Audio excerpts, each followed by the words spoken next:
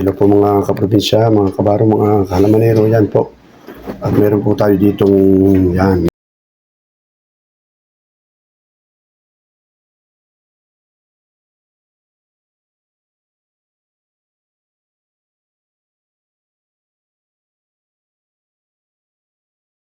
Mangga, ano. Yan, may mangga tayo dito. Ngayon, Tinulugan kayo ni Bebe. ang atin ng mangga ay may gagawin ho tayo dito. Yan, buburuhin ho natin. Inya. Ginamitan ho natin ng peeler, oh. Sabay, sarap ng tulog eh. Buburuhin ho natin ito. Abangan nyo kung paano magburo ng mangga. Masarap. Tatlo ko. Nalabaw, pahinugin ho ito eh. Ganda oh. May silay na ito oh. May silay na pala ito oh. Yan na silay kung tawagin oh. Ano sila? Yan. Yan, may mga pula-pula aray oh. Silay yan. Yan, silay. Hindi alam ni Miss Kabaro, silay. Gusto po. Wala rin.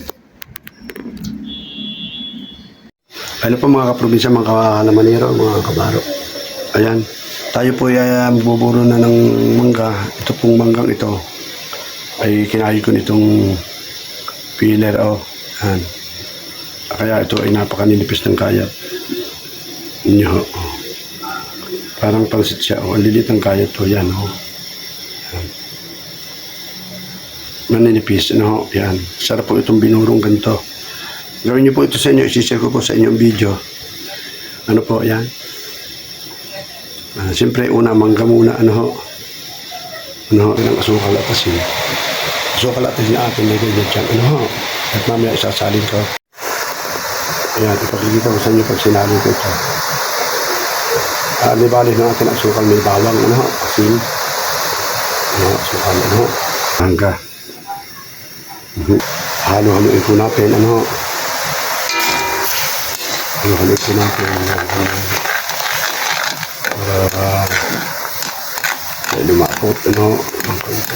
Maganda ho din lalo po tinasukan eh. Pero ito, pula na ho, hindi ito.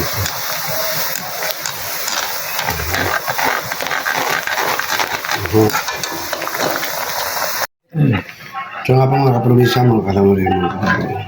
Ito buburo mga. Ito ay ang ingredients nito. Asukal, asin, ito asin, at siyempre bawang. At ihuhulog na ho natin sa ating manggang niadyad natin sa pila kaya. Ito yung medyo narbinibal ko ito. Sarap po yan. Binurong mangga. Yung klase ko yan. Yan o. Close up na rin. Close up mo.